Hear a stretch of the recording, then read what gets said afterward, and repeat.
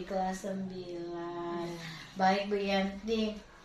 Nah, sebelum saya melakukan observasi di dalam kelas, saya akan melakukan dulu praobservasi, wawancara praobservasi yang mana nanti saya akan memberikan beberapa pertanyaan kepada Bu Yanti. Boleh Bu Yanti? Boleh sekali Bu Maya. Oke.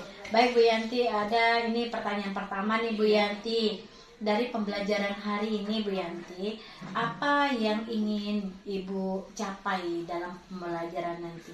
Ya, Bu Maya, di pagi hari ini saya akan mencapai tujuan pembelajaran saya, yaitu menguraikan proses sosial di lingkungan keluarga dan di lingkungan masyarakat. Menguraikan proses di lingkungan keluarga, proses sosial di lingkungan keluarga dan masyarakat. Oh, itu tujuan pembelajaran hari ini ya Bu ya. Jadi itu dari tujuan pembelajaran tadi, area apa nih Bu yang ingin Ibu kembangkan untuk mencapai tujuan pembelajaran tersebut? Oh ya Bu, area yang akan saya kembangkan di pagi hari ini yaitu area pengembangannya itu sesuai dengan 4 kompetensi, yaitu guru yang pertama itu tentang kepribadian, yang kedua tentang sosial, yang ketiga tentang profesional, yang keempat itu tentang pedagogik. Ada 4 kompetensi yang ingin Ibu kembangkan ya dalam proses pembelajaran nanti. Terus untuk mengembangkan 4 kompetensi ini Bu, strategi apa nih Bu yang Ibu bikin untuk mencapai pengembangan kompetensi proses pembelajaran? Saya akan membuat strategi pembelajaran. Itu yang saya pilih itu pembelajaran berdiferensiasi Bu. Di awal itu saya akan melakukan konten, terus yang kedua itu proses, yang ketiga produk. Akan mengamati siswa dengan profil pelajar siswa Bu. Ada siswa yang di situ berbeda-beda sekali ya Bu ya. Ada yang suka menggambar, ada yang suka audio, ada yang suka visual, ada yang suka kinestetik. Wow, ada beberapa strategi nih yang akan Ibu kembangkan ya, bagus sekali. Strategi pembelajaran berdiferensiasi yang mana itu nanti ada konten, proses, dan produk. Dan Ibu juga nanti akan mengembangkan sesuai dengan gaya minat belajar anak ya, audio, sekali, visual, kinestetik. Oke Bu Yanti, saya nggak sabar nih nunggu jadwal Ibu observasi di dalam kelas. Bagaimana nanti saya bisa dapat ilmu baru tentunya dari Ibu. Sampai ketemu nanti di dalam kelas ya Bu ya. Ya Bu, makasih juga. Terima kasih banyak ya Bu atas waktu dan kesempatan. Apa pikirannya? Saya jelaskan Bu. Iya, bisa dijelaskan. Kenapa kok bisa dijelaskan? Saya jelaskan Bu. Oke, baik. Hari ini Ibu absen dulu ya. Ya Bu. Seperti biasanya, Ibu kalau mengabsen didengar. Yang tidak mendengarkan. Yo Bu. Maju di depan. Ya. Oke, dengarkan. Aldi dan Manca. Hadir Bu. Anggur. Jadi Bu. Bila masa berganti, tangan kaki menghadapi tangan untuk negeri. Era kita nanti berseri. Kita Yang tadi kita streaming tadi, gimana perasaan anak-anak itu semuanya? Senang kita ya. Tujuan kita pembelajaran pada siang hari ini yaitu Ibu mau menjelaskan dinamika perubahan sosial dan dampaknya terhadap kehidupan masyarakat. Mau memutarkan video depan ini, anak-anak dengarkan ya, dengarkan baik-baik. Setelah itu selesai melihat video itu, kamu paparkan ke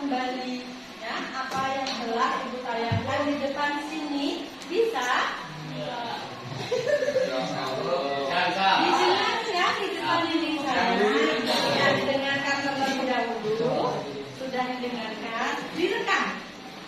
Sudah direkam baru ditulis kembali nanti, ya, dipaparkan kembali. Bisa? Oke, dengarkan video yang Ibu putarkan di depan ini, ya. Tidak ada yang berbicara sama kawannya.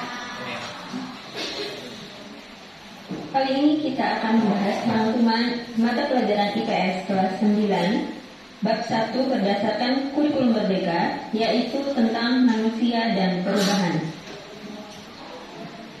Jadi di bab ini ada beberapa subbab, yaitu yang pertama tentang perubahan sosial, kemudian perubahan sosial masyarakat Indonesia di era modernisasi, kemudian tentang globalisasi dan kearifan lokal. Dan untuk video kali ini kita akan membahas subbabnya, yaitu tentang perubahan sosial.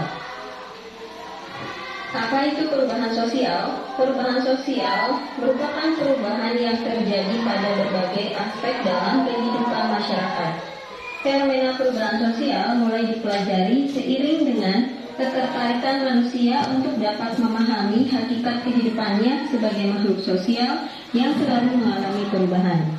Perubahan sosial diidentifikasi dari aspek-aspek sosial yang dapat diamati, seperti perubahan dalam penampilan, pola perilaku, lembaga kemasyarakatan, lapisan masyarakat, nilai-nilai sosial, dan lain sebagainya.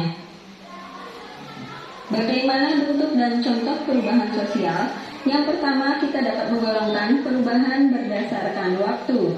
Berdasarkan waktu, maka perubahan dibagi ke dalam perubahan sosial yang berlangsung secara lambat atau dikenal dengan istilah evolusi, dan perubahan sosial yang berlangsung secara cepat atau dikenal dengan istilah revolusi. Evolusi adalah perubahan yang terjadi secara perlahan dan dalam jangka waktu yang cukup lama, rentang waktu hingga ratusan tahun, bahkan hingga ribuan tahun. Contoh adalah perbedaan karakteristik antara masyarakat pesisir yang berinteraksi dengan orang asing dan masyarakat yang tinggal di pedalaman yang jauh dari pusat keramaian. Sedangkan revolusi adalah perubahan secara mendadak atau dalam jangka waktu yang relatif cepat. Perubahan ini seringkali Kelompok dibagi 4 kelompok. Silakan. Silakan berhitung sampai 1, 2,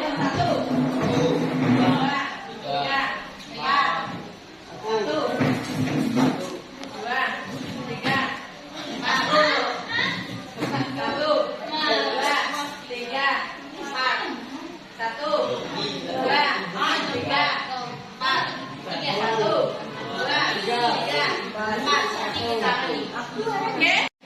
Yang selainnya di sana, ketiga. Ada? Oke. Duduk yang bagus.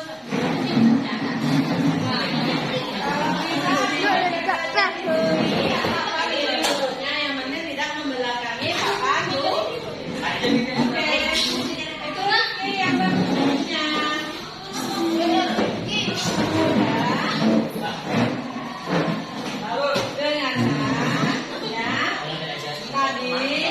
Kita sudah melihat video di depan. Tentang apa tadi, Nak?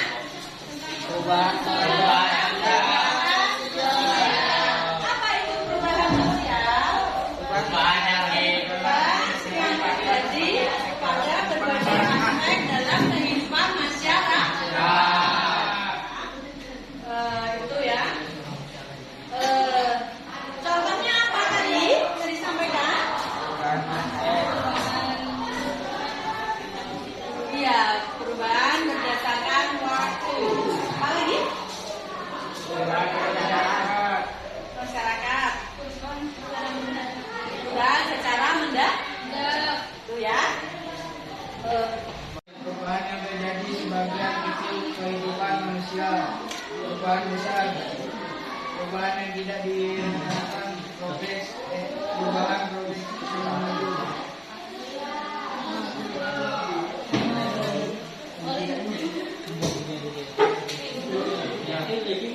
Perubahan sosial itu berdampak positif, adanya kesadaran untuk penggunaan itu menggunakan garis stop kain untuk mengurangi sampah plastik. Nama saya Ane bertanya apa contoh perubahan besar? Perubahan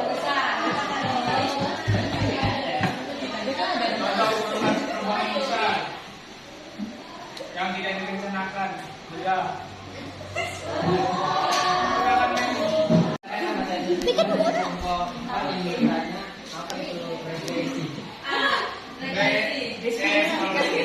Assalamualaikum warahmatullahi wabarakatuh. Waalaikumsalam warahmatullahi wabarakatuh.